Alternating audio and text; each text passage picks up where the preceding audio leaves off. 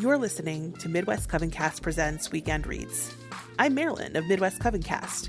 Here in Season 3 of Weekend Reads, we will be making our way through the 1922 abridgment of Sir James Frazer's The Golden Bough. You can visit MidwestCovenCast.com to find podcast extras, including a free online copy of the text. Consider supporting Midwest Coven Cast and Weekend Reads on Patreon for access to additional materials, like a serialized official Midwest Coven Cast Presents Weekend Reads ebook with additional notes about the text and some editorial modernizations straight from, well, me. Now, Coven, it is time to cozy up with your coffee or tea and enjoy this episode of Weekend Reads. Chapter 41, Isis. The original meaning of the goddess Isis is still more difficult to determine than that of her brother and husband Osiris. Her attributes and epithets were so numerous that in the hieroglyphics she is called the many-named, the thousand-named, and in Greek inscriptions the myriad-named. Yet in her complex nature, it is perhaps still possible to detect the original nucleus round which, by a slow process of accretion, the other elements gathered. For if her brother and husband Osiris was in one of his aspects the corn god, as we have seen reason to believe, she must surely have been the corn goddess. There are at least some grounds for thinking so, for if we may trust Diodorus Siculus, whose authority appears to have been the Egyptian historian Manetho, the discovery of wheat and barley was attributed to Isis, and at her festivals stalks of these grains were carried in procession to commemorate the boon she had conferred on men. A further detail is added by Augustine. He says that Isis made the discovery of barley at the moment when she was sacrificing to the common ancestors of her husband and herself, all of whom had been kings, and that she showed the newly discovered ears of barley to Osiris and his counselor Thoth, or Mercury, as Roman writers called him. That is why, adds Augustine, they identify Isis with Ceres. Further, at harvest time, when the Egyptian reapers had cut the first stalks, they laid them down and beat their breasts, wailing and calling upon Isis. The custom has been already explained as a layman for the corn spirit slain under the sickle. Amongst the epithets by which Isis is designated in the inscriptions are creatress of green things, green goddess whose green color is like unto the greenness of the earth, lady of bread, lady of beer, lady of abundance. According to Bough, she is not only the creatress of the fresh verdure of vegetation which covers the earth, but is actually the green cornfield itself, which is personified as a goddess. This is confirmed by her epithet, Soshit, or Soshet, meaning a cornfield, a sense which the word still retains in Coptic. The Greeks conceived of Isis as a corn goddess, for they identified her with Demeter. In a Greek epigram, she is described as she who has given birth to the fruits of the earth, and the mother of the ears of corn. And in a hymn composed in her honor, she speaks of herself as queen of the wheat field, and is described as charged with the care of the fruitful furrow's wheat-rich path. Accordingly, Greek or Roman artists often represented her with ears of corn on her head or in her hand. Such, we may suppose, was Isis in the olden time, a rustic corn mother adored with uncouth rites by Egyptian swains. But the homily features of the clownish goddess could hardly be traced in the refined, the saintly form which, spiritualized by ages of religious evolution, she presented to her worshippers of after days as the true wife, the tender mother, the beneficent queen of nature, encircled with the nimbus of moral purity, of immemorial and mysterious sanctity. Thus, chastened and transfigured, she won many hearts far beyond the boundaries of her native land, in that welter of religions which accompanied the decline of national life in antiquity. Her worship was one of the most popular at Rome and throughout the empire. Some of the Roman emperors themselves were openly addicted to it, and however the religion of Isis may, like any other, have been often worn as a cloak by men and women of loose life, her rites appear on the whole to have been honorably distinguished by a dignity and composure of solemnity and decorum well fitted to soothe the troubled mind, to ease the burdened heart. They appealed, therefore, to gentle spirits, and above all to women, whom the bloody and licentious rites of other oriental goddesses only shocked and repelled. We need not wonder, then, that in a period of decadence, when traditional faiths were shaken, when systems clashed, when men's minds were disquieted, when the fabric of empire itself, once deemed eternal, began to show ominous rents and fissures, the serene figure of Isis, with her spiritual calm, her gracious promise of immortality, should have appeared to many like a star in a stormy sky, and should have roused in their breasts a rapture of devotion not unlike that which was paid in the Middle Ages to the Virgin Mary. Indeed, her stately ritual, with its shaven and tonsured priests, its matins and vespers, its tinkling music, its baptism and aspersions of holy water, its solemn processions, its jeweled images of the Mother of God, presented many points of similarity to the pomps and ceremonies of Catholicism. The resemblance need not be purely accidental. Ancient Egypt may have contributed its share to the gorgeous symbolism of the Catholic Church, as well as to the pale abstractions of her theology. Certainly, in art, the figure of Isis suckling the infant Horus is so like that of the Madonna and Child that it sometimes receives the adoration of ignorant Christians, and to Isis, in her later character of patroness of mariners, the Virgin Mary perhaps owes her beautiful epithet of Stella Maris, Star of the Sea, under which she is adored by tempest-tossed sailors. The attributes of a marine deity may have been bestowed on Isis by the seafaring Greeks of Alexandria. They are quite foreign to her original character and to the habits of the Egyptians, who had no love of the sea. On this hypothesis, Sirius, the bright star of Isis, which on July mornings rises from the glassy waves of the eastern Mediterranean, a harbinger of halcyon weather to mariners, was the true Stella Maris, the star of the sea. Chapter 42. Osiris and the Sun. Osiris has been sometimes interpreted as the sun god, and in modern times this view has been held by so many distinguished writers that it deserves a brief examination. If we inquire on the evidence Osiris has been identified with the sun or the sun god, it will be found on analysis to be minute in quantity and dubious, where it is not absolutely worthless in quality.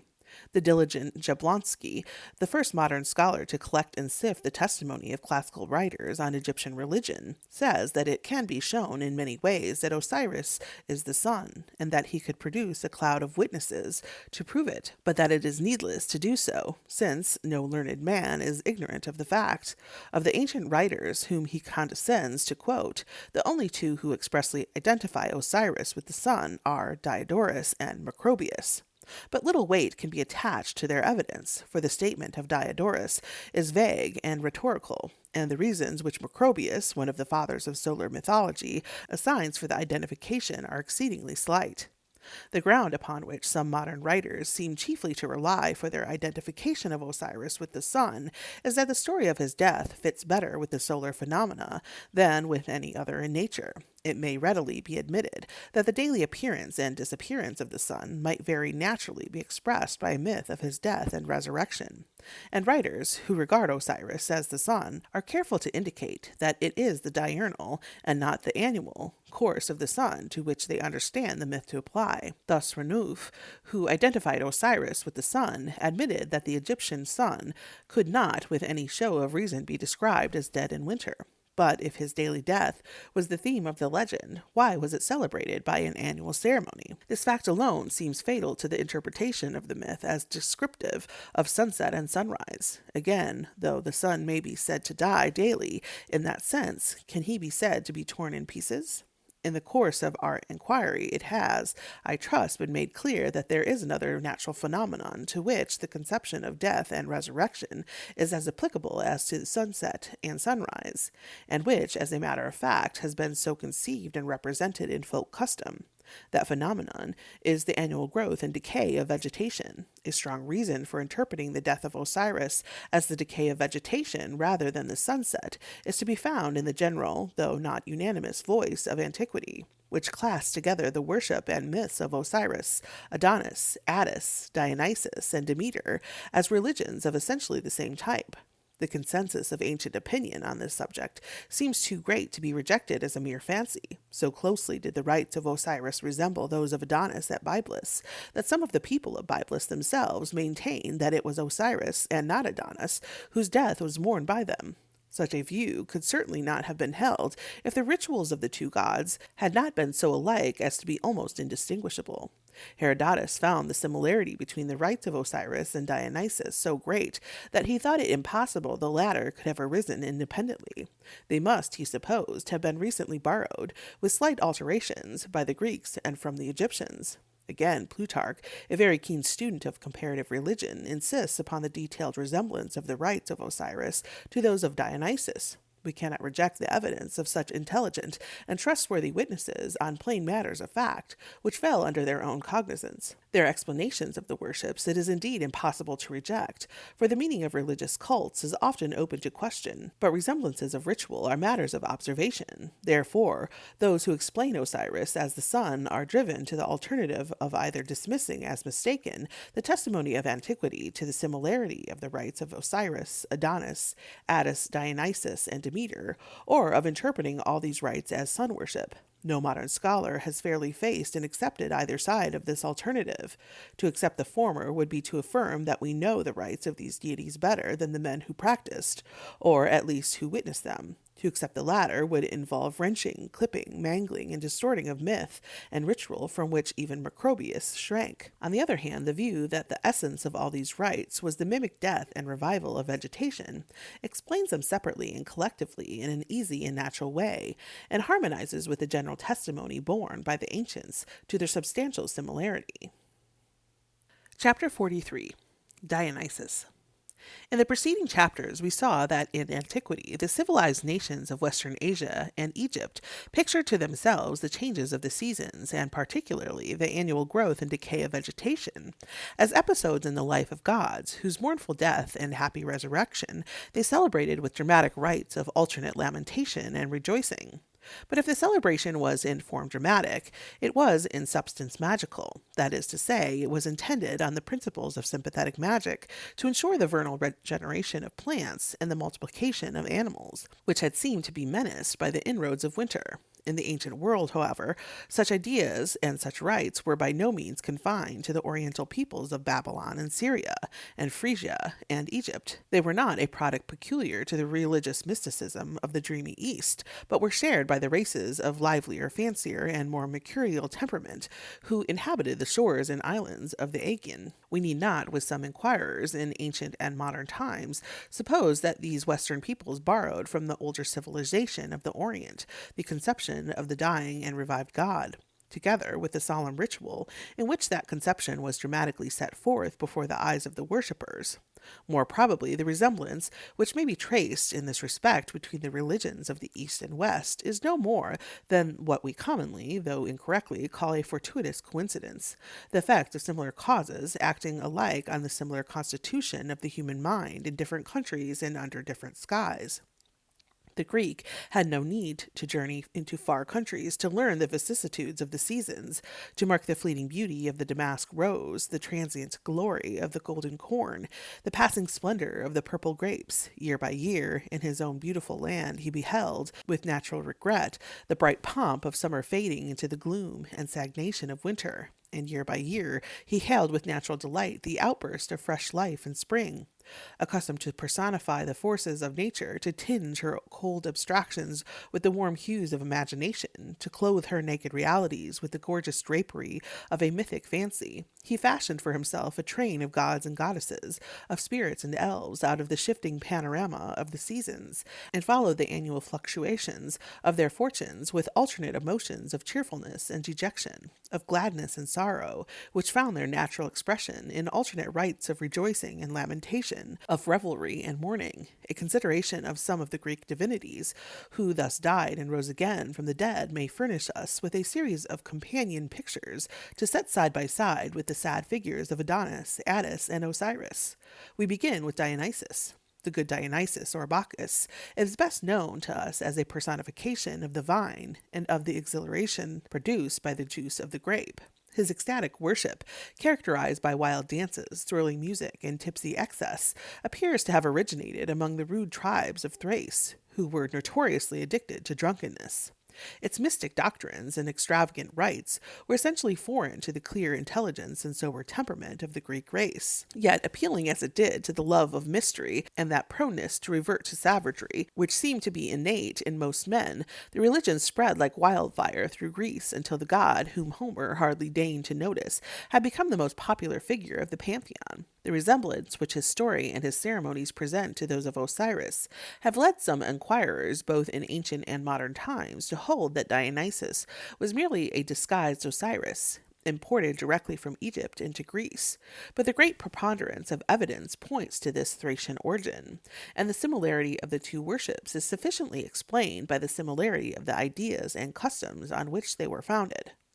While the vine, with its clusters, was the most characteristic manifestation of Dionysus, he was also a god of trees in general. Thus we are told that almost all the Greeks sacrificed to Dionysus of the tree. In Boeotia, one of his titles was Dionysus in the tree.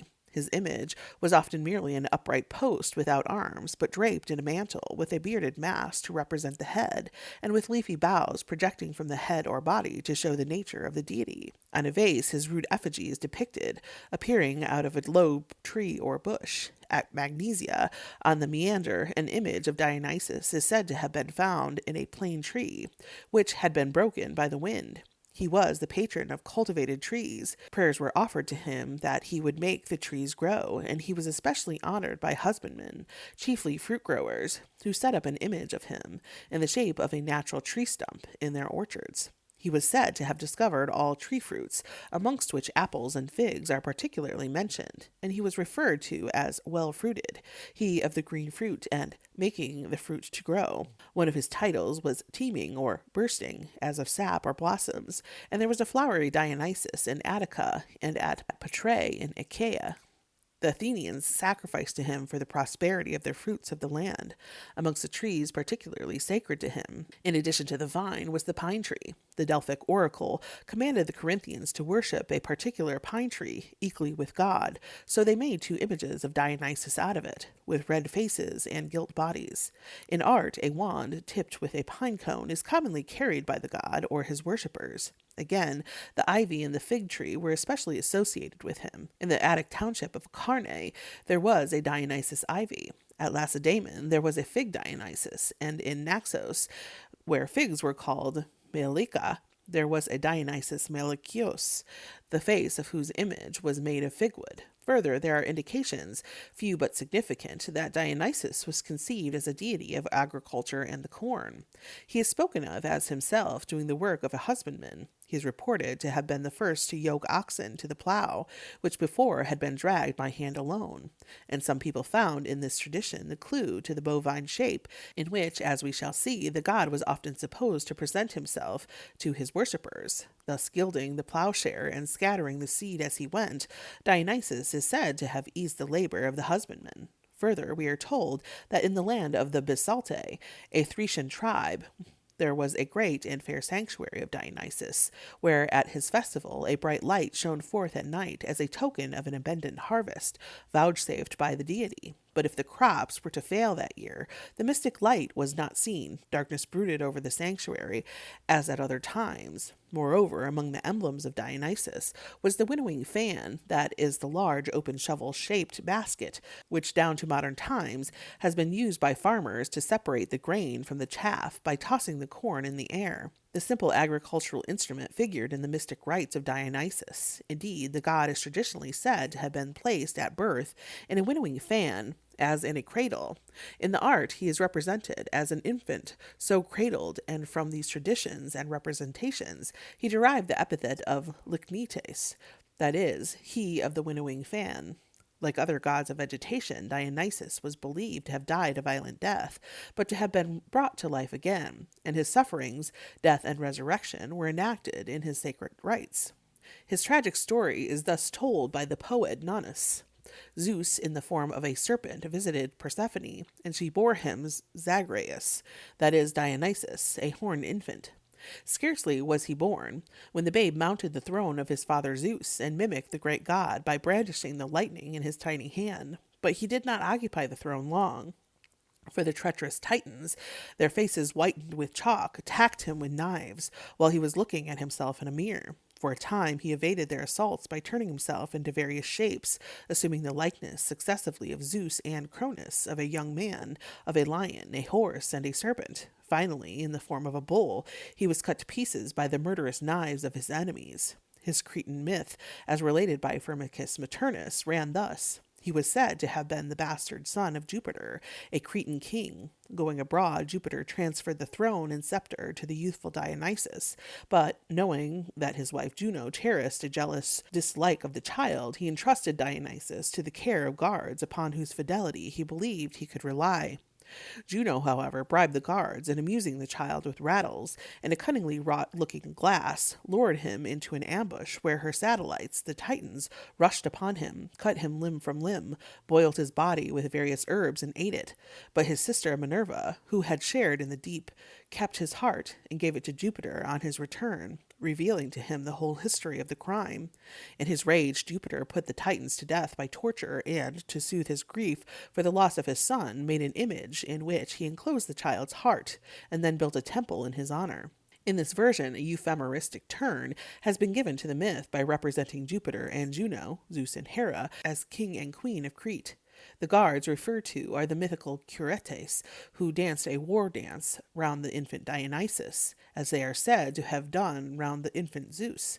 Very noteworthy is the legend, recorded both by Nonnus and Firmicus, that in his infancy Dionysus occupied for a short time the throne of his father Zeus. So Proclus tells us that Dionysus was the last king of the gods appointed by Zeus, for his father set him on the kingly throne and placed in his hand the scepter, and made him king of all the gods of the world. Such traditions point to a custom of temporarily investing the king's son with the royal dignity as a preliminary to sacrificing him instead of his father.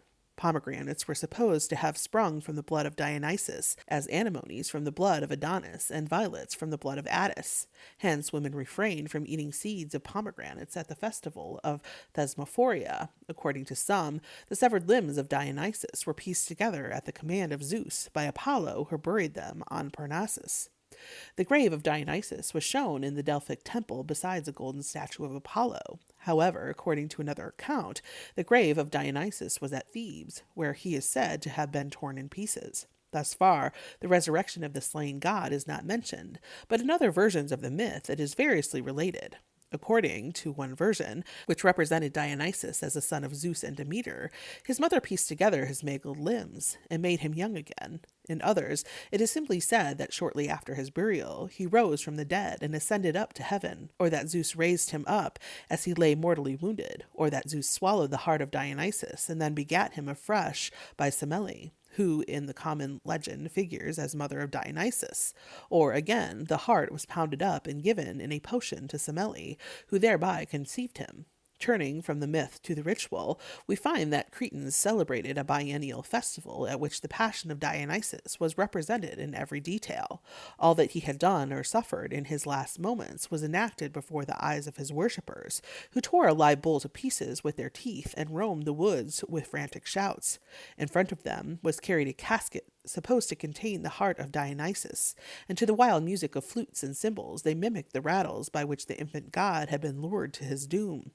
Where the resurrection formed part of the myth, it was also acted at the rites, and it even appears that a general doctrine of resurrection, or at least of immortality, was inculcated on the worshippers. For Plutarch, writing to console his wife on the death of their infant daughter, comforts her with the thought of the immortality of the soul as taught by tradition and revealed in the mysteries of Dionysus. A different form of the myth of the death and resurrection of Dionysus is that he descended into Hades to bring up his mother Semele from the dead. The local Argive tradition was that he went down through the Alcyonian lake, and his return from the lower world, in other words, his resurrection, was annually celebrated on the spot by the Argives, who summoned him from the water by trumpet blasts, while they threw a lamb into the lake as an offering to the warder of the dead.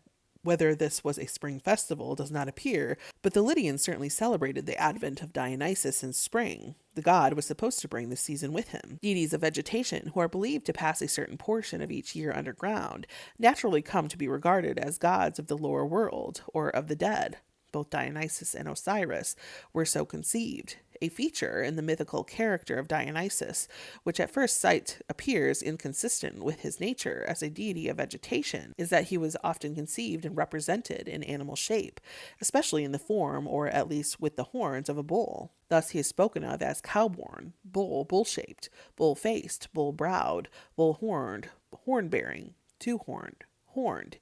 He was believed to appear, at least occasionally, as a bull. His images were often, as at Cyzicus, made in bull shape, or with bull horns, and he was painted with horns. Types of the horned Dionysus are found amongst the surviving monuments of antiquity. On one statuette, he appears clad in a bull's hide, the head, horns, and hooves hanging down behind. Again, he is represented as a child with clusters of grapes round his brow, and a calf's head with sprouting horns attached to the back of his head.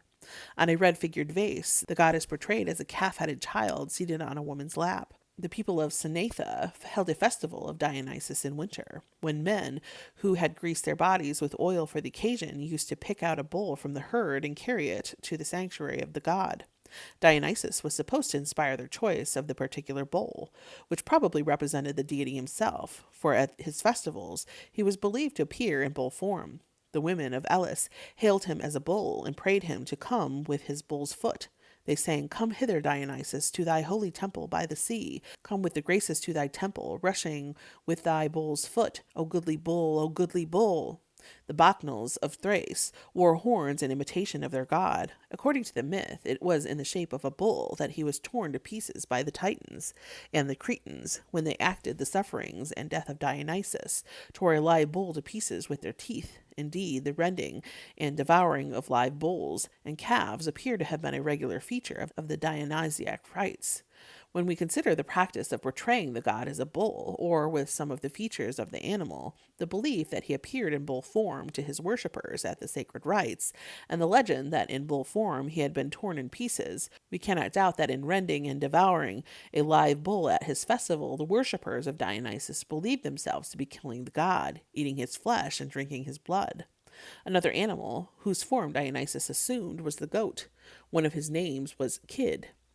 At Athens and at Hermion, he was worshipped under the title of the one of the black goat skin, and a legend ran that on a certain occasion he had appeared clad in a skin from which he took the title. In the wine-growing district of Phlius, where in autumn the plain is still thickly mantled with the red and golden foliage of fading vines, there stood of old a bronze image of a goat, which the husbandmen plastered with gold leaf as a means of protecting their vines against blight. The image probably represented the vine god himself. To save him from the wrath of Hera, his father Zeus changed the youthful Dionysus into a kid, and when the gods fled to Egypt to escape the fury of Typhon, Dionysus was turned into a goat. Hence, when his worshippers rent in pieces a live goat and devoured it raw, they must have believed that they were eating the body and blood of the god.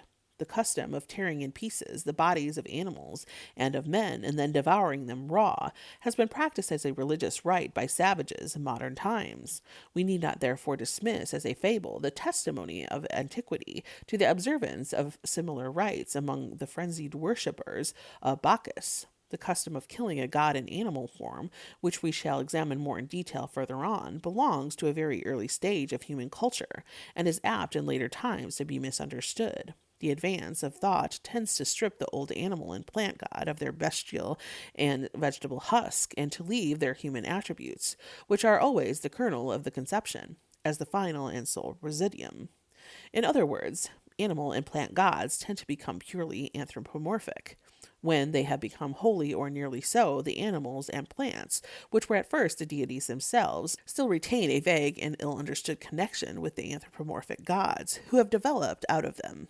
The origin of the relationship between the deity and the animal or plant having been forgotten, various stories are invented to explain it. These explanations may follow one of two lines, according as they are based on the habitual or the exceptional treatment of the sacred animal or plant. The sacred animal was habitually spared and only exceptionally slain, and accordingly the myth might be devised to explain either why it was spared or why it was killed. Devised for the former purpose, the myth would tell of some service rendered to the deity by the animal. Devised for the latter purpose, the myth would tell of some injury inflicted by the animal on the god. The reason given for sacrificing goats to Dionysus exemplifies a myth of the latter sort. They were sacrificed to him, it was said, because they injured the vine. Now the goat, as we have seen, was originally an embodiment of the god himself, but when the god had divested himself of his animal character and had become essentially anthropomorphic, the killing of the goat in his worship came to be regarded no longer as a slaying of the deity himself, but as a sacrifice offered to him. And since some reason had to be assigned why the goat in particular should be sacrificed, it was alleged that this was a punishment inflicted on the goat for injuring the vine, the object of the god's special care. Thus we have the strange spectacle of a god sacrificed to himself on the ground that he is his own enemy, and as the deity is supposed to partake of the victim offered to him, it follows that when the victim is the god's old self, the god eats of his own flesh. Hence, the goat god Dionysus is represented as eating raw goat's blood, and the bull god Dionysus is called eater of bulls. On the analogy of these instances, we may conjecture that wherever a deity is described as the eater of a particular animal, the animal in question was originally nothing but the deity himself. Later on, we shall find that some savages propitiate dead bears and whales by offering them portions of their own bodies. All this, however, does not explain why a deity of vegetation should appear in animal form, but the consideration of that point had better be deferred till we have discussed the character and attributes of Demeter. Meantime, it remains to mention that in some places, instead of an animal, a human being was torn in pieces at the rites of Dionysus. This was the practice in Chios and Tenedos, and at Potnea, in Boeotia. The tradition ran that it had been formerly the custom to sacrifice to the goat-smiting Dionysus a child for whom a goat was afterwards substituted. At Archomenus, as we have seen, the human victim was taken from the women of an old royal family. As the slain bull or goat represented the slain god, so we may suppose the human victim also represented him. The legends of the deaths of Pentheus and Lycurgus, two kings who were said to have been torn to pieces, the one by bacchanals, the other by horses for their opposition to the rites of Dionysus, may be, as I have already suggested, distorted reminiscences of a custom of sacrificing divine kings in the character of Dionysus, and of dispersing the fragments of their broken bodies over the fields for the purpose of fertilizing them. It is probably no mere coincidence that Dionysus himself is said to have been torn to pieces at Thebes, the very place where, according to legend, the same fate befell King Pentheus at the hands of the frenzied votaries of the vine god. However, a tradition of human sacrifice may sometimes have been a mere misinterpretation of a sacrificial ritual in which an animal victim was treated as a human being. For example, at Tenedos, the newborn calf sacrificed to Dionysus was shod in buskins, and the mother cow was tended like a woman in childbirth. At Rome, a she-goat was sacrificed to Vetijovis, as if it were a human victim. Yet, on the other hand, it is equally possible, and perhaps more probable, that these curious rites were themselves mitigations of an older and ruder custom of sacrificing human beings, that the later pretense of threatening the sacrificial victims as if they were human beings was merely part of a pious and merciful fraud, which palmed off on the deity less precious victims than living men and women. This interpretation is supported by many undoubted cases in which animals have been substituted for human victims. Chapter 44. Demeter and Persephone.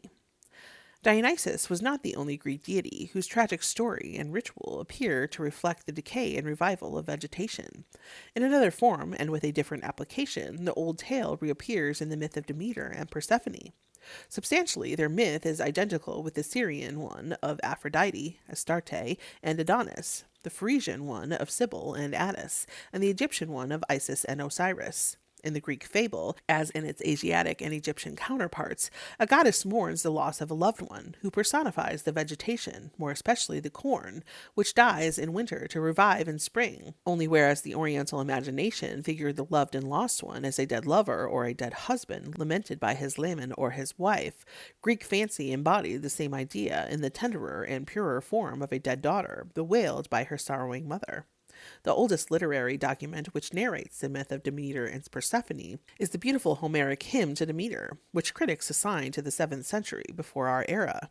The object of the poem is to explain the origin of the Lucian mysteries and the complete silence of the poet as to Athens and the Athenians, who in after ages took conspicuous part in the festival, renders it probable that the hymn was composed in the far-off time when Eleusis was still a petty independent state.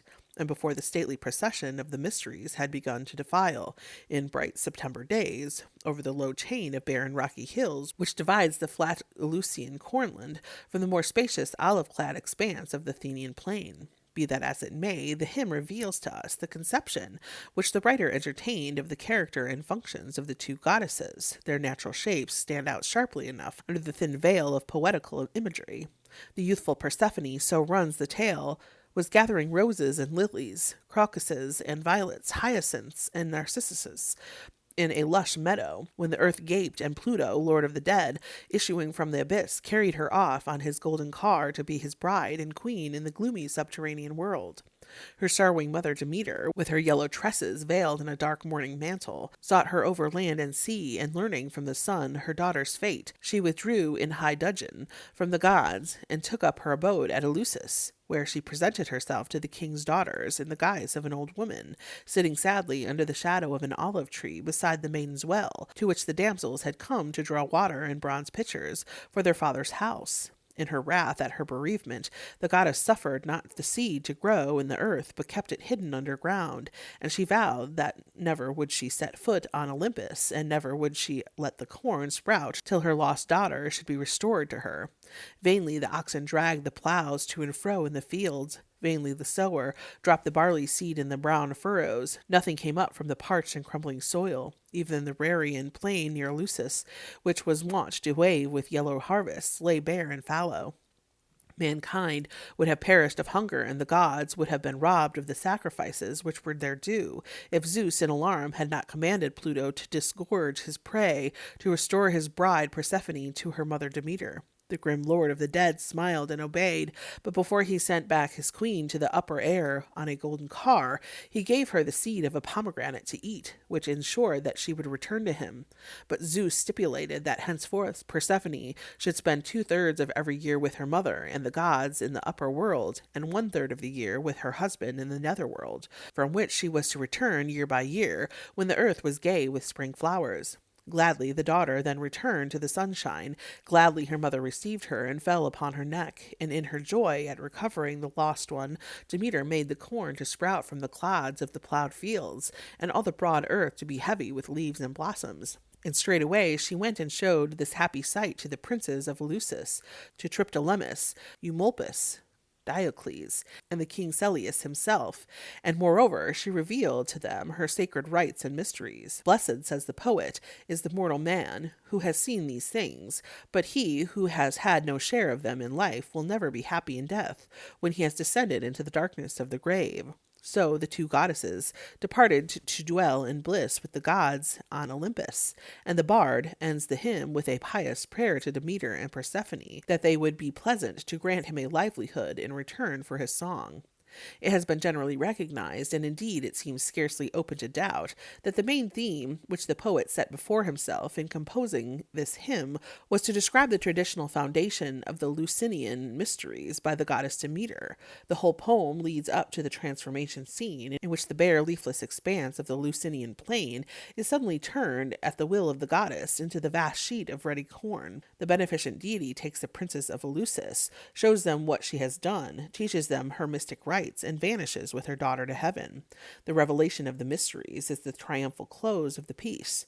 This conclusion is confirmed by a more minute examination of the poem, which proves that the poet has given not merely a general account of the foundation of the mysteries, but also in more or less veiled language the mythical explanations of the origin of particular rites, which we have good reason to believe formed essential features of the festival. Amongst the rites as to which the poet thus drops significant hints are the preliminary fast of the candidates for initiation, the torchlight procession, the all-night vigil, the sitting of the candidates veiled and in silence on stools covered with sheepskins, the use of scurrilous language, the breaking of ribald jests, and the solemn communion with the divinity of participation in a draught of barley water from a holy chalice.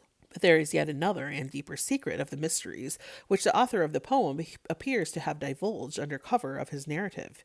He tells us how, as soon as she had transformed the barren brown expanse of the Eleusinian plain into a field of golden grain, she gladdened the eyes of Triptolemus and the other Eleusinian princes by showing them the growing or standing corn. when we compare this part of the story with the statement of a Christian writer of the 2nd century, Hippolytus, that the very heart of the mysteries consisted in showing to the initiated a reaped ear of corn, we can hardly doubt that the poet of the hymn was well acquainted with this solemn rite, and that he deliberately intended to explain its origin in precisely the same way as he explained other rites of the mysteries, namely by representing Demeter as having set the example of performing the ceremony in her own person. Thus, myth and ritual mutually explain and confirm each other. The poet of the 7th century before our era gives us the myth.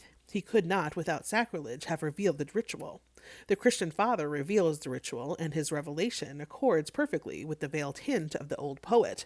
On the whole, then, we may, with many modern scholars, confidently accept the statement of the learned Christian father, Clement of Alexandria, that the myth of Demeter and Persephone was acted as a sacred drama in the mysteries of Eleusis. But if the myth was acted as a part, perhaps as the principal part, of the most famous and solemn religious rites of ancient Greece, we have still to inquire what was, after all, stripped of later accretions, the original kernel of the myth which appears to later ages, surrounded and transfigured by an aureole of awe and mystery, lit up by some of the most brilliant rays of Grecian literature and art.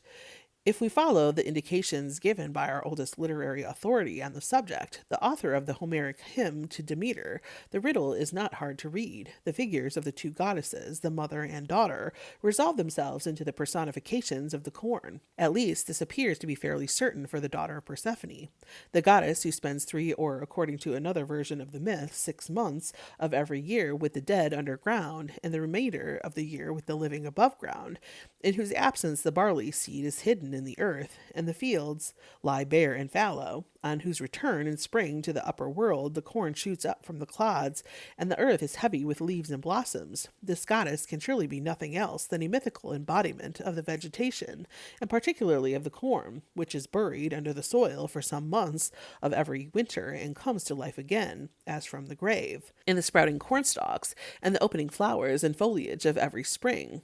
No other reasonable and probable explanation of Persephone seems possible, and if the daughter goddess was a personification of the young corn of the present year, may not the mother goddess be a personification of the old corn of last year, which was given birth to the new crops?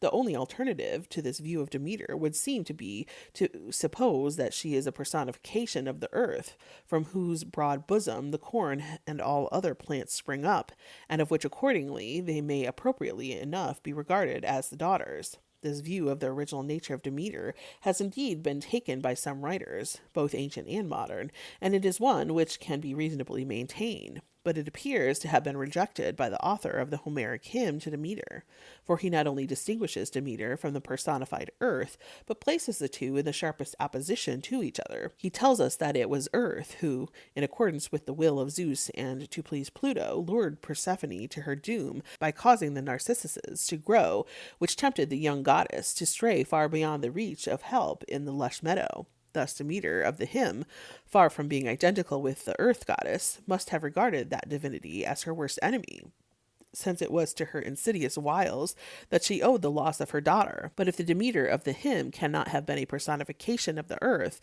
the only alternative apparently is to conclude that she was a personification of the corn. The conclusion is confirmed by the monuments, for in ancient art Demeter and Persephone are alike characterized as goddesses of the corn by the crowns of corn which they wear on their heads, and by the stalks of corn which they hold in their hands. Again, it was Demeter who first revealed to the Athenians the secret of the corn and diffused the beneficent discovery far and wide through the agency of Triptolemus, whom she sent forth as an itinerant missionary to communicate the boon to all mankind. On monuments of art, especially in vase paintings, he is constantly represented along with Demeter in this capacity, holding cornstalks in his hand and sitting in his car, which is sometimes winged and sometimes drawn by dragons, and from which he is said to have sowed the seed down on the whole world as he sped through the air. In gratitude for the priceless boon, many Greek cities long continued to send the first fruits of their barley and wheat harvests as thank offerings to the two goddesses, Demeter and Persephone. At Eleusis, where subterranean granaries were built to store the overflowing contributions, Theocritus tells how in the island of Kos, in the sweet-scented summertime, the farmer brought the first fruits of the harvest to Demeter, who had filled his threshing floor with barley, and whose rustic image held sheaves and poppies in her hands. Many of the epithets bestowed by the ancients on Demeter mark her intimate association with the corn in the clearest manner.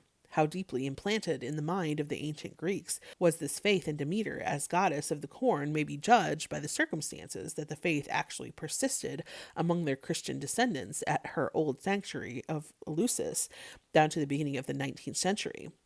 For when the English traveler Dodwell revisited Eleusis, the inhabitants lamented to him the loss of a colossal image of Demeter, which was carried off by Clarke in 1802 and presented to the University of Cambridge, where it still remains. In my first journey to Greece, says Dodwell, this protecting deity was in its full glory, situated in the center of a threshing floor amongst the ruins of her temple. The villagers were impressed with a persuasion that their rich harvests were the effect of her bounty, and since her removal, their abundance, as they assured me, has disappeared. Thus, we see the corn goddess Demeter standing on the threshing floor of Eleusis and dispensing corn to her worshippers in the 19th century of the Christian era, precisely as her image stood and dispensed corn to her worshippers on the threshing floor of Kos in the days of Theocritus. And just as the people of Eleusis in the 19th century attributed the diminution of their harvests to the loss of their image of Demeter, so in antiquity the Sicilians, a corn-growing people devoted to the worship of the two corn goddesses, lamented that the crops of many towns had perished because the unscrupulous Roman governor Verres had impiously carried off the image of Demeter from her famous temple at Henna. Could we ask for a clearer proof that Demeter was indeed the goddess of the corn than this belief held by the Greeks down to modern times that the corn crops depended on her presence and bounty and perished when her image was removed? On the whole, then, if ignoring theories, we adhere to the evidence of the ancients themselves in regard to the rites of Eleusis, we shall probably incline to agree with the most learned of the ancient antiquaries, the Roman Varro, who, to quote Augustine's report of his opinion, interpreted the whole of the Eleusinian mysteries as relating to the corn which Ceres, Demeter, had discovered, and to Proserpine, Persephone, whom Pluto had carried off from her. And Proserpine herself, he said, signifies the fecundity of the seeds, the failure of which at a certain time had caused the earth to mourn for barrenness, and therefore had given rise to the opinion that the daughter of Ceres, that is, fecundity itself, had been ravished by Pluto and detained in the netherworld. And when the dearth had been publicly mourned and fecundity had returned once more, there was gladness at the return of Proserpine, and solemn rites were instituted accordingly. After that, he says, continues Augustine, reporting Varro, that many things were taught in her mysteries, which had no reference but to the discovery of the corn. Thus far, I have, for the most part, assumed an identity of nature between Demeter and Persephone, the divine mother and daughter personifying the corn in its double aspect of the seed corn of last year and the ripe ears of this, and this view of the substantial unity of mother and daughter is borne out by their portraits in Greek art, which are often so alike as to be indistinguishable. Such a close resemblance between the artistic types of Demeter and Persephone militates decidedly against the view that the two goddesses are mythical embodiments of two things so different and so easily distinguishable from each other as the earth and the vegetation which springs from it. Had Greek artists accepted the view of Demeter and Persephone, they could surely have devised types of them which would have brought out the deep distinction between the goddesses. And if Demeter did not personify the earth, can there be any reasonable doubt that, like her daughter, she personified the corn, which was so commonly called by her name from the time of Homer downwards? The essential identity of mother and daughter is suggested not only by the close resemblance of their artistic types, but also by the official title of the two goddesses, which was regularly applied to them in the great sanctuary at Eleusis without any specification of their individual attributes and titles, as if their separate individualities had almost merged in a single divine substance. Surveying the evidence as a whole, we are fairly entitled to conclude that in the mind of the ordinary Greek, the two goddesses were essentially personifications of the corn, and that in this germ, the whole efflorescence of their religion finds implicitly its explanation. But to maintain this is not to deny that the long course of religious evolution, high moral and spiritual conceptions were grafted on the simple original stock and blossomed out into fairer flowers than the bloom of the barley and the wheat. Above all, the thought of the seed buried in the earth, in order to spring up to new and higher life, readily suggested a comparison with human destiny, and strengthened the hope that for man, too, the grave may be but the beginning of a better and happier existence in some brighter world unknown. This simple and natural reflection seems perfectly sufficient to explain the association of the corn goddess at Eleusis with the mystery of death and the hope of blissful immortality. For that the ancients regarded initiation in the Eleusinian mysteries as a key to unlock the gates of paradise appears to be proved by the allusions which well-informed writers among them drop to the happiness in store for the initiated hereafter. No doubt it is easy for us to discern the flimsiness of the logical foundation on which such high hopes were built, but drowning men clutch at straws, and we need not wonder that the Greeks, like ourselves, with death before them and a great love of life in their hearts, should not have stopped to weigh with too nice a hand the arguments that told for and against the prospect of human immortality. The reasoning that satisfied St. Paul and has brought comfort to untold thousands of sorrowing Christians standing by the deathbed or the open grave of their loved ones was good enough to pass muster with ancient pagans when they too bowed their heads under the burden of grief and, with the taper of life burning low in the socket, looked forward into the darkness of the unknown. Therefore, we do no indignity to the myth of Demeter and Persephone, one of the few myths in which the sunshine and clarity of the Greek genius are crossed by the shadow and mystery of death. When we trace its origin to some of the most familiar, yet eternally affecting aspects of nature, to the melancholy gloom and decay of autumn, and to the freshness, the brightness, and the verdure of spring. Chapter 45. The Corn Mother and the Corn Maiden in Northern Europe. It has been argued by W. Manhart that the first part of Demeter's name is derived from an alleged Cretan word, dei, barley, and that accordingly Demeter means neither more nor less than barley mother or corn mother, for the root of the word seems to have been applied to different kinds of grain by different branches of the Aryans. As Crete appears to have been one of the most ancient seats of the worship of Demeter, it would not be surprising if her name were of Cretan origin.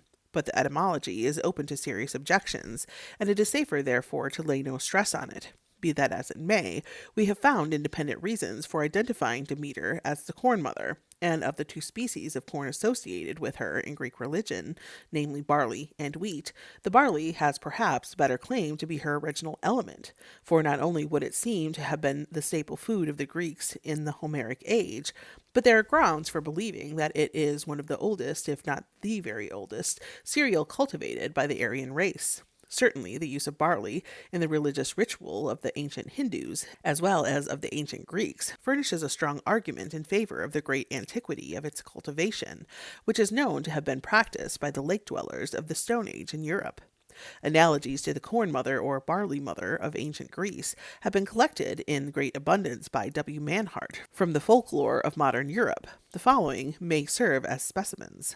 In Germany, the corn is very commonly personified under the name of Corn Mother. Thus, in spring, when the corn waves in the wind, the peasants say, "There comes the Corn Mother," or "The Corn Mother is running over the field," or "The Corn Mother is going through the corn." When children wish to go into the fields to pull the blue corn flowers or the red poppies, they are told not to do so, because the Corn Mother is sitting in the corn and will catch them, or again is called, according to the crop, the Rye Mother or the Pea Mother, and children are warned against straying in the rye or among the peas by threats of the Rye Mother or the Pea Mother. Again, the Corn Mother is believed to make the crop grow. Thus, in the neighborhood of Magdeburg, it is sometimes said, "It will be a good year for flax. The Flax Mother has been seen." In the village of Styria, it is said that the Corn Mother, in the shape of a female puppet, made out of the last sheaf of corn and dressed in white, may be seen at midnight in the cornfields, which she fertilizes by passing through them. But if she is angry with a farmer, she withers up all the corn. Further, the Corn Mother plays an important part in harvest customs. She is believed to be present in the handful of corn which is left standing last on the field. And, with the cutting of this last handful, she is caught or driven away or killed. In the first of these cases, the last sheaf is carried joyfully home and honored as a divine being. It is placed in the barn, and at threshing, the corn spirit appears again. In the Hanoverian district of Hadelin, the reapers stand round the last sheaf and beat it with sticks in order to drive the Corn Mother out of it. They call to each other, "There she is, hit her, take care she doesn't catch you." The beating goes on till the grain is completely thrashed out. Then the Corn Mother is believed to be driven away. In the neighborhood of Danzig, the person who cuts the last ears of corn makes them into a doll, which is called the Corn Mother or the Old Woman, and is brought home on the last wagon. In some parts of Holstein, the last sheaf is dressed in women's clothes and called the Corn Mother. It is carried home on the last wagon, and then thoroughly drenched with water. The drenching with water is doubtless a rain charm. In the district of Bruck, in Styria, the last sheaf, called the Corn Mother, is made up into the shape of a woman by the oldest married woman in the village, of an age from 50 to 55 years. The finest ears are plucked out of it and made into a wreath, which, twined with flowers, is carried on her head by the prettiest girl of the village to the farmer or squire, while the Corn Mother is laid down in the barn to keep off the mice. In other villages of the same district, the Corn Mother, at the close of harvest, is carried by two lads at the top of a pole. They march behind the girl who wears the wreath to the squire's house, and while he receives the wreath and hangs it up in the hall, the Corn Mother is placed on the top of a pile of wood, where she is the center of the harvest supper and dance. Afterwards, she is hung up in the barn and remains there till the threshing is over. The man who gives the last stroke at threshing is called the son of the Corn Mother. He is tied up in the Corn Mother, beaten and carried through the village. The wreath is dedicated in church on the following Sunday, and on Easter Eve the grain is rubbed out of it by a 7-year-old girl and scattered amongst the young corn. At Christmas, the straw of the wreath is placed in the manger to make the cattle thrive. Here, the fertilizing power of the Corn Mother is plainly brought out by scattering the seed taken from her body, for the wreath is made out of the Corn Mother among the new corn, and her influence over animal life is indicated by placing the straw in the manger. Amongst the Slavs, also, the last sheaf is known as the Rye Mother, the Wheat Mother, the Oats Mother, the Barley Mother, and so on, according to the crop. In the district of Tarnau, Galicia, the wreath made out of the last stalks is called the Wheat Mother, Rye Mother, or Pea Mother. It is placed on a girl's head and kept till spring, when some of the grain is mixed with the seed corn. Here again, the fertilizing power of the Corn Mother is indicated. In France also, in the neighborhood of Auxerre, the last sheaf goes by the name of the Mother of the Wheat, Mother of the Barley, Mother of the Rye, or Mother of the Oats. They leave it standing in the field till the last wagon is about to wend homewards. Then they make a puppet out of it, dress it with clothes belonging to the farmer, and adorn it with a crown and a blue or white scarf. A branch of a tree is stuck in the breast of the puppet, which is now called the cerise. At the dance in the evening, the cerise is set in the middle of the floor, and the reaper, who reaped fastest, dances round it with the prettiest girl for his partner. After the dance, a pyre is made. All the girls, each wearing a wreath, strip the puppet, pull it to pieces, and place it on the pyre, along with the flowers with which it was adorned. Then the girl who was the first to finish reaping sets fire to the pile, and all pray, "Ceres may give a fruitful year."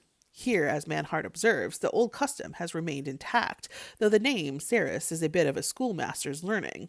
In Upper Brittany, the last sheaf is always made into human shape, but the farmer is a married man. It is made double and consists of a little corn puppet placed inside a large one. This is called the mother sheaf. It is delivered to the farmer's wife, who unties it and gives drink money in return. Sometimes the last sheaf is called not the Corn Mother, but the Harvest Mother or the Great Mother. In the province of Osnabrück, Hanover, it is called the Harvest Mother. It is made up in female form, and then the reapers dance about with it. In some parts of Westphalia, the last sheaf at the rye harvest is made especially heavy by fastening stones in it. They bring it home on the last wagon and call it the Great Mother, though they do not fashion it into any special shape. In the district of Erfurt, A very heavy sheaf, not necessarily the last, is called the Great Mother, and is carried on the last wagon to the barn, where all hands lift it down amid a fire of jokes. Sometimes again, the last sheaf is called the Grandmother, and is adorned with flowers, ribbons, and a woman's apron.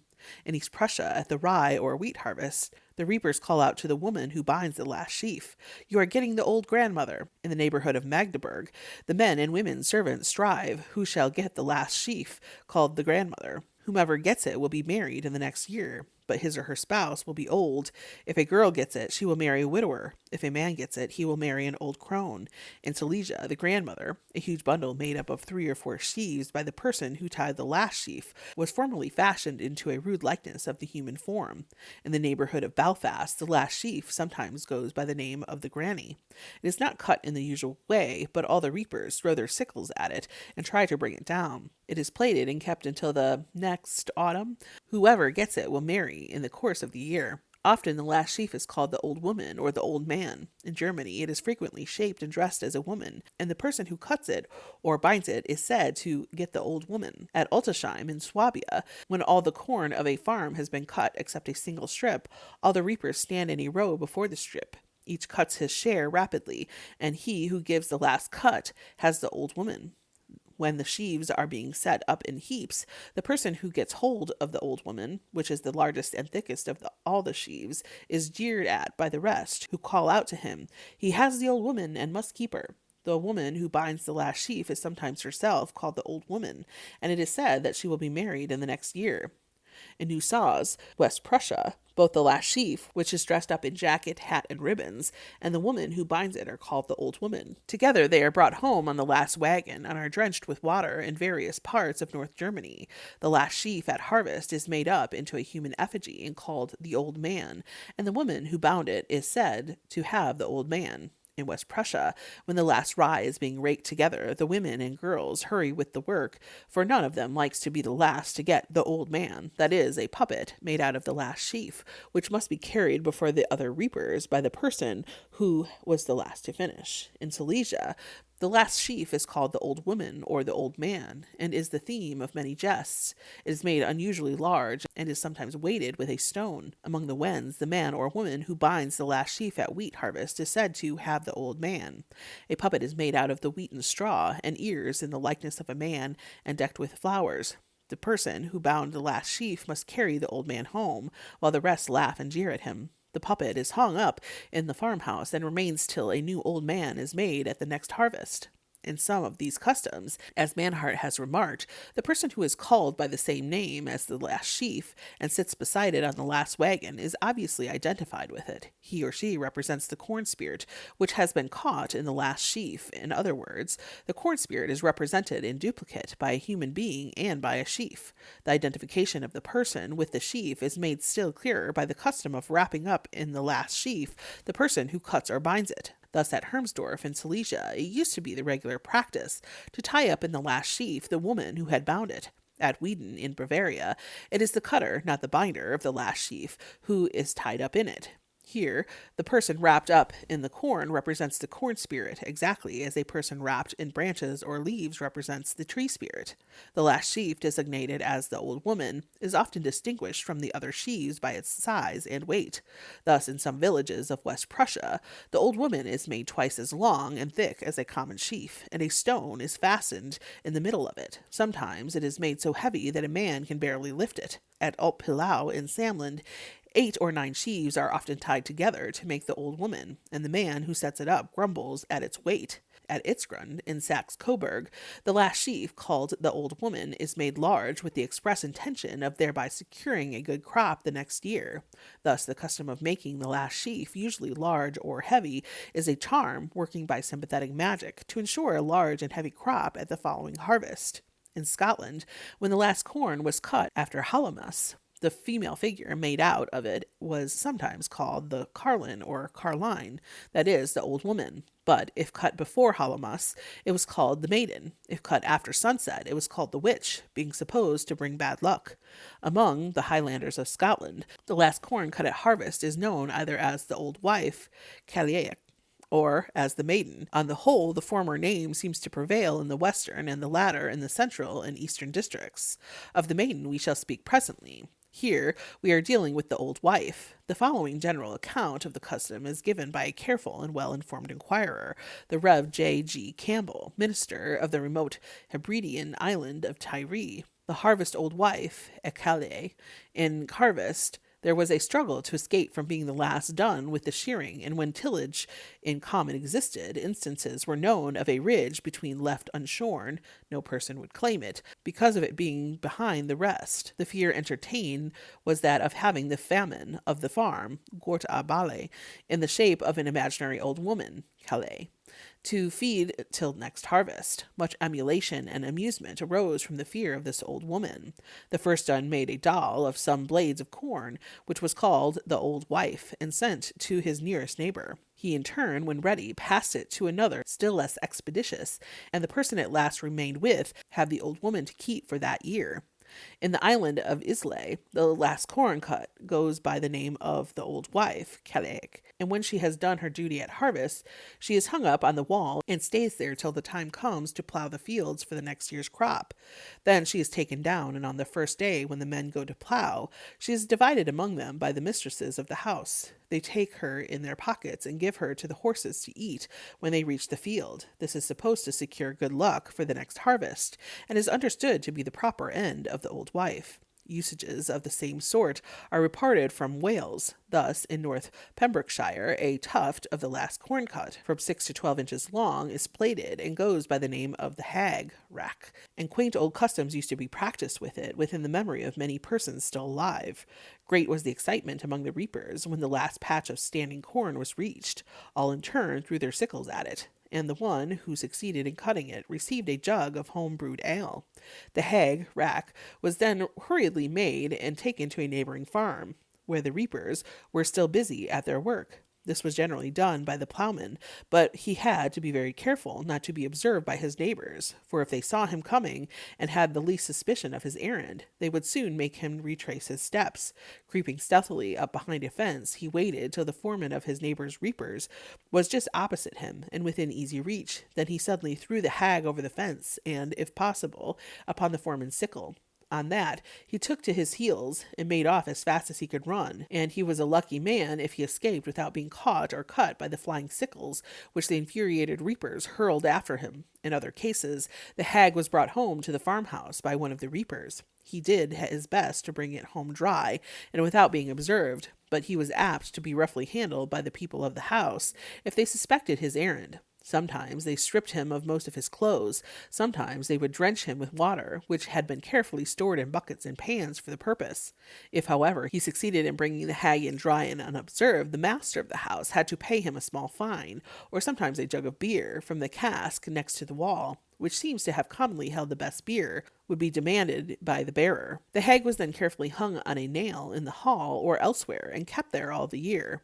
The custom of bringing in the hag rack into the house and hanging it up still exists in some farms of North Pembrokeshire, but the ancient ceremonies which have just been described are now discontinued. In country Antrim, down to some years ago, when the sickle was finally expelled by the reaping machine, the few stalks of corn left standing last on the field were plaited together. Then the reapers, blindfolded, threw their sickles at the plaited corn, and whoever happened to cut it through took it home with him and put it over his door.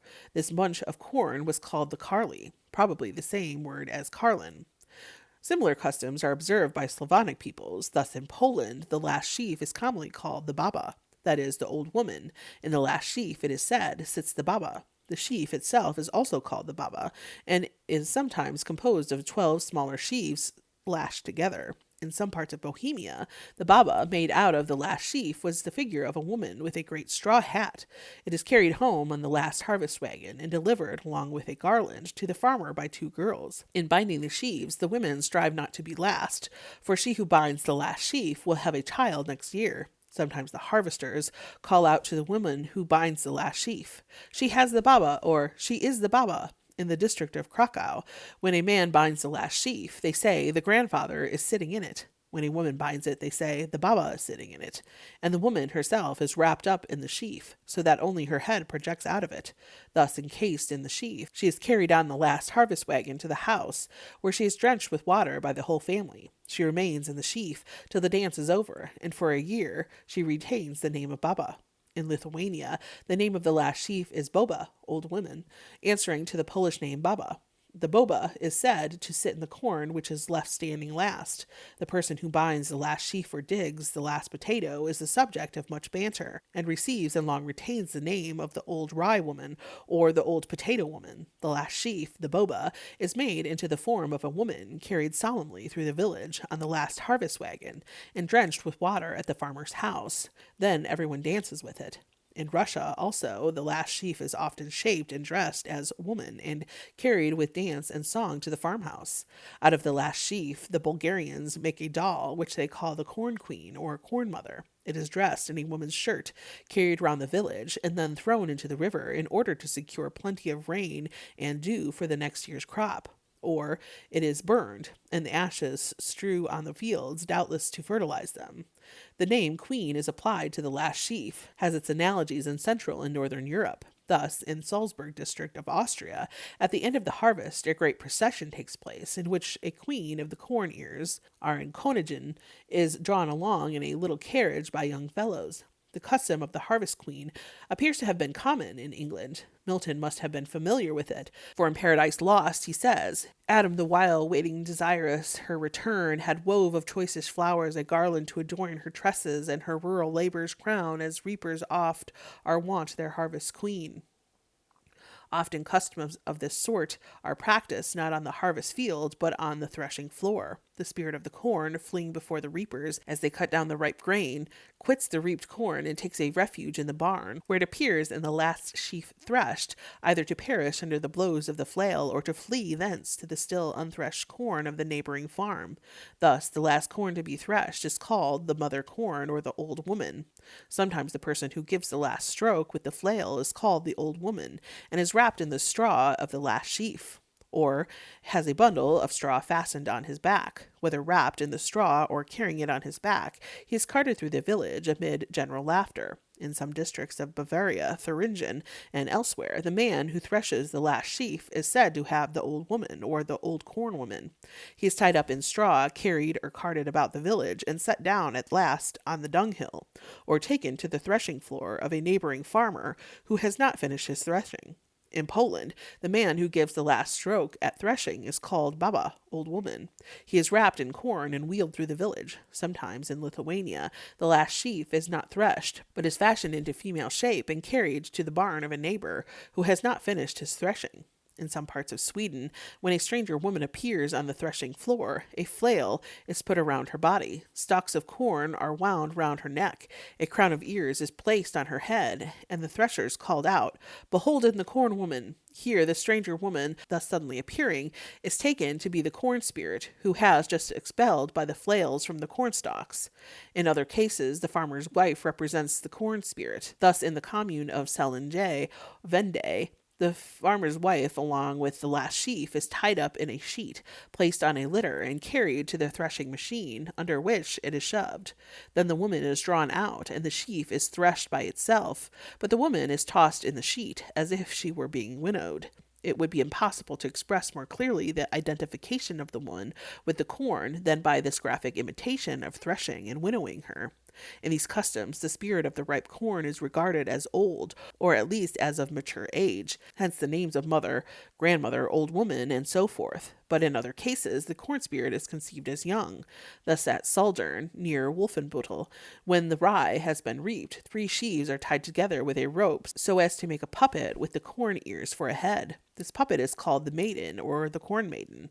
Sometimes the corn spirit is conceived as a child who is separated from its mother by the stroke of the sickle. This last view appears in the Polish custom of calling out to the man who cuts the last handful of corn, "You have cut the navel string." In some districts of West Prussia, the figure made out of the last sheaf is called the bastard, and a boy is wrapped up in it. The woman who binds the last sheaf and represents the corn mother is told that she is about to be brought to bed. She cries like a woman in travail, and an old woman in the character of grandmother acts as midwife. At last a cry is raised that the child is born, whereupon the boy who is tied up in the sheaf whimpers and squalls like an infant. The grandmother wraps a sack in imitation of swaddling bands round the pretended baby, who is carried joyfully to the barn. Lest he should catch cold in the open air in other parts of North Germany, the last sheaf, or the puppet made out of it, is called the child, the harvest child, and so on. And they call out to the woman who binds the last sheaf, "You are getting the child." In some parts of Scotland, as well as in the north of England, the last handful of corn cut on the harvest field was called the cairn, and the person who carried it off was said to win the kern. It was then dressed up like a child's doll and went by the name of cairn baby, the kern doll, or the maiden. In Berwickshire, down to about the middle of the 19th century, there was an eager competition among the reapers to cut the last bunch of standing corn. They gathered round it at a little distance and threw their sickles in turn at it, and the man who succeeded in cutting through gave it to the girl he preferred. She made the corn so cut into a kern dolly and dressed it, and the doll was then taken to the farmhouse and hung up there till the next harvest, when its place was taken by the noon kern dolly. At Spottiswoode in Berkshire, the reaping of the last corn at harvest was called cutting the queen, almost as often as cutting the kern. The mode of cutting it was not by throwing sickles. One of the reapers consented to be blindfolded, and having been given a sickle in his hand and turned twice or thrice about his fellows, he was bidden to go and cut the kern. His groping about and making wild strokes in the air with his sickle excited much hilarity. When he had tired himself out in vain and given up the task as hopeless, another reaper was blindfolded and pursued the quest, and so on, one after the other, till at last the kern was cut. The successful reaper was tossed up in the air with 3 cheers by his brother harvesters. To decorate the room in which the kern supper was held at Spottiswoode, as well as the granary where the dancing took place, 2 women made cairn dollies or queens every year, and many of these rustic effigies of the corn spirit might be seen hanging up together. In some parts of the Highlands of Scotland, the last handful of corn that is cut by the reapers on any particular farm is called the maiden, or in Gaelic Muidenbuin, literally the shorn maiden. Superstitions attached to the winning of the maiden. If it is got by a young person, they think it is an omen that he or she will be married before another harvest. For that or other reasons, there is a strife between the reapers as to who shall get the maiden, and they resort to various stratagems for the purpose of securing it. One of them, for example, will often leave a handful of corn uncut and cover it up with earth to hide it from the other reapers, till all the rest of the corn on the field is cut down. Several may try to play the same trick, and the one who is coolest and holds out longest obtains the coveted distinction. When it has been cut, the maiden is dressed with ribbons into a sort of doll and affixed to a wall of the farmhouse. In the north of Scotland, the maiden is carefully preserved till Yule morning, when it is divided among the cattle to make them thrive all year round. In the neighbourhood of Bough, Perthshire, the last handful of corn is cut by the youngest girl on the field, and is made into the rude form of a female doll, clad in a paper dress and decked with ribbons. It is called the maiden, and is kept in the farmhouse, generally above the chimney, for a good while, sometimes till the maiden of the next year is brought in. The writer of this book witnessed the ceremony of cutting the maiden at Bough in September 1888. A lady friend informed me that as a young girl she cut the maiden several times at the request of the reapers in the neighbourhood of Perth. The name of the maiden was given to the last handful of standing corn. A reaper held the top of the bunch while she cut it. Afterwards, the bunch was plaited, decked with ribbons, and hung up in a conspicuous place on the wall of the kitchen till the next maiden was brought in. The harvest supper in the neighbourhood was also called the maiden. The reapers danced at it. On some farms on the Gairloch, in Dumbartonshire, about the year 1830, the last handful of standing corn was called the maiden. It was divided in 2, plaited, and then cut with the sickle by a girl, who was thought would be lucky, and would soon be married. When it was cut, the reapers gathered together and threw their sickles in the air. The maiden was dressed with ribbons and hung in the kitchen near the roof, where it was kept for several years with the date attached. Sometimes 5 or 6 maidens might be seen hanging at once on hooks. The harvest supper was called the cairn. In other farms on the Gairloch, the last handful of corn was called the maidenhead, or the head. It was neatly plated, sometimes decked with ribbons, and hung in the kitchen for a year, when the grain was given to the poultry. In Aberdeenshire, the last sheaf cut, or maiden, is carried home in merry procession by the harvesters. It is then presented to the mistress of the house, who dresses it up to be preserved till the first mare foals. The maiden is then taken down and presented to the mare as its first food. The neglect of this would have untoward effects upon the foal and disastrous consequences upon farm operations generally for the season.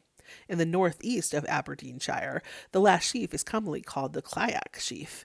It used to be cut by the youngest girl present and was dressed as a woman. Being brought home in triumph, it was kept till Christmas morning, and then given to a mare in foal, if there was one on the farm, or if there was not, to the oldest cow and calf. Elsewhere, the sheaf was divided between all the cows and their calves, or between all the horses and the cattle on the farm.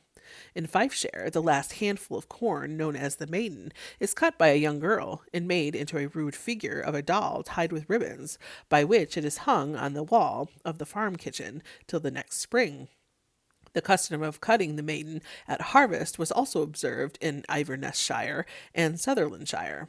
A somewhat maturer but still youthful age is assigned to the corn spirit by the appellations of bride, oats bride, and wheat bride, which in Germany are sometimes bestowed both on the last sheaf and on the woman who binds it.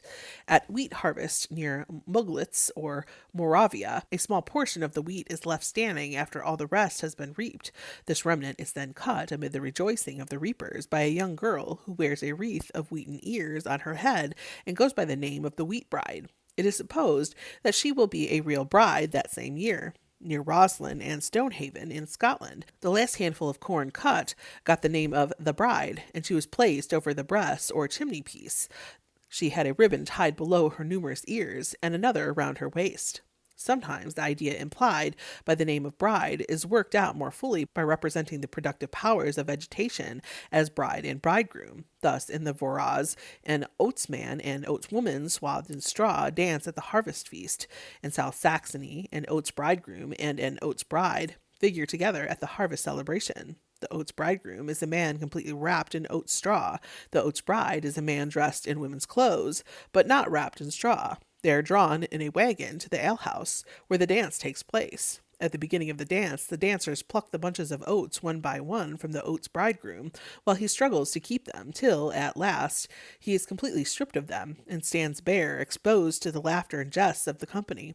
In Austrian Silesia, the ceremony of the wheat bride is celebrated by young people at the end of the harvest. The woman who bound the last sheaf plays the part of the wheat bride, wearing the harvest crown of wheat ears and flowers on her head. Thus adorned, standing beside her bridegroom in a wagon and attended by bridesmaids, she is drawn by a pair of oxen, in full imitation of a marriage procession, to the tavern, where the dancing is kept up till morning. Somewhat later in the season, the wedding of the oats bride is celebrated with the like rustic pomp. About Nice in Silesia, an oat king and an oat queen, dressed up quaintly as a bridal pair, are seated on a harrow and drawn by oxen into the village. In these last instances, the corn spirit is personified in double form as male and female, but sometimes the spirit appears in a double female form as both old and young, corresponding exactly to the Greek Demeter and Persephone. If my interpretation of these goddesses is right, we have seen that in Scotland, especially among the Gaelic-speaking population, the last corn is sometimes called the old wife and sometimes the maiden. Now, there are parts in Scotland in which both the old wife, Calais, and a maiden are cut at harvest. The accounts of this custom are not quite clear and consistent, but the general rule seems to be that, where both a maiden and old wife, Calais, are fashioned out of the reaped corn at harvest, the maiden is made out of the last stalks left standing, and is kept by the farmer on whose land it was cut, while the old wife is made out of other stalks, sometimes out of the first stalks cut, and is regularly passed on to a laggard farmer, who happens to be still reaping, after his brisker neighbor has cut all his corn. Thus, while each farmer keeps his own maiden, as the embodiment of the young and fruitful spirit of the corn, he passes on the old wife as soon as he can to a neighbor, and so the old lady may make the round of all the farms in the district before she finds a place in which to lay her venerable head. The farmer with whom she finally takes up her abode is, of course, the one who has been the last of all the countryside to finish reaping his crops, and thus the distinction of entertaining her is rather an invidious one. He is thought to be doomed to poverty, or to be under the obligation of providing for the dearth of the township in the ensuing season. Similarly, we saw that in Pembrokeshire, where the last corn is cut, is called not the maiden, but the hag. She is passed on hastily to a neighbor who is still at work in his fields, and who receives his aged visitor with anything but a transport of joy. If the old wife represents the corn spirit of the past year, as she probably does wherever she is contrasted with and opposed to a maiden, it is natural enough that her faded charms should have less attractions for the husbandman than the bosom form of her daughter, who may be expected to become, in her turn, the mother of the golden grain, when the revolving year has brought round another autumn. The same desire to get rid of the effete mother of the corn by palming her off on other people comes out clearly in some of the customs observed at the close of threshing, particularly in the practice of passing on a hideous straw puppet to a neighbor farmer who is still threshing his corn. The harvest customs just described are strikingly analogous to the spring customs which we reviewed in an earlier part of this work. One, as in the spring customs, the tree spirit is represented both by a tree and by a person. So in the harvest customs, the corn spirit is represented both by the last sheaf and by the person who cuts or binds or threshes it. The equivalence of the person to the sheaf is shown by giving him or her the same name as the sheaf, by wrapping him or her in it, and by the rule observed in some places that when the sheaf is called the mother, it must be made up into a human shape by the oldest married woman, but that when it is called the maiden, it must be cut by the youngest girl. Here the age of the personal representative of the corn spirit corresponds with that of the supposed age of the corn spirit, just as the human victims offered by the Mexicans to promote the growth of the maize varied with age of the maize. For the Mexican, as in the European custom, the human beings were probably representatives of the corn spirit rather than victims offered to it. 2. Again, the same fertilizing influence which the tree spirit is supposed to exert over vegetation, cattle, and even women is ascribed to the corn spirit. Thus, its supposed influence on vegetation is shown by the practice of taking some of the grain of the last sheaf, in which the corn spirit is regularly supposed to be present, and scattering it among the young corn in spring or mixing it with the seed corn. Its influence on animals is shown by giving the last sheaf to a mare in foal, to a cow in calf, and to horses at the first plowing. Lastly, its influence on women is indicated by the custom of delivering the mother sheaf, made into the likeness of a pregnant woman, to the farmer's wife, by the belief that the woman who binds the last sheaf will have a child next year, perhaps two, by the idea that the person who gets it will soon be married. Plainly, therefore, these spring and harvest customs are based on the same ancient modes of thought, and form parts of the same primitive heathendom, which was doubtless practiced by our forefathers long before the dawn of history. Amongst the marks of a primitive ritual, we may note the following. 1. No special class of persons is set apart for the performance of the rites. In other words, there are no priests. The rites may be performed by anyone, as occasion demands. 2. No special places are set apart for the performance of the rites. In other words, there are no temples. The rites may be performed anywhere, as occasion demands. 3. Spirits, not gods, are recognized. As distinguished from gods, spirits are restricted in their operations to definite departments of nature. Their names are general, not proper. Their attributes are generic, rather than individual. In other words, there is an indefinite number of spirits of each class, and the individuals of a class are all much alike. They have no definitely marked individuality. No accepted traditions are current as to their origin, life, adventures, and character. B. On the other hand, gods, as distinguished from spirits, are not restricted to definite departments of nature. It is true that there is generally some one department over which they preside as their special province, but they are not rigorously confined to it. They can exert their power for good or evil in many other spheres of nature and life. Again, they bear individual or proper names, such as Demeter, Persephone, Dionysus, and their individual characters and histories are fixed by current myths and the representations of art. 4. The rites are magical rather than propitiatory. In other words, the desired objects are attained not by propitiating the favor of divine beings through sacrifice, prayer, and praise, but by ceremonies which, as I have already explained, are believed to influence the course of nature directly through a physical sympathy or resemblance between the rite and the effect, which it is the intention of the rite to produce. Judged by these tests, the spring and harvest customs of our European peasantry deserve to rank as primitive, for no special class of persons and no special places are set exclusively apart for their performance. They may be performed by anyone, master or man, mistress or maid, boy or girl. They are practiced not in temples or churches, but in the woods and meadows, beside brooks, in barns, on harvest fields, and cottage floors. The supernatural beings whose existence is taken for granted in them are spirits rather than deities.